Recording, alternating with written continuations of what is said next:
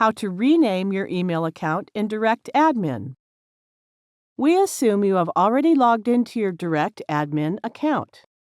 Now click this email account's icon. This is the interface where you can create and manage your email accounts. Here it displays the list of email accounts.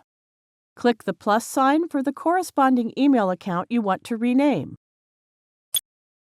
Then click the Change Password Username option. Replace the old username with a new username. We need to enter a password also. Let's click this password generator icon. Then click Save button.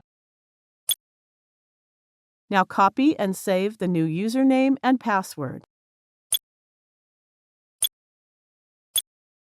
That's it. We have successfully renamed our email account.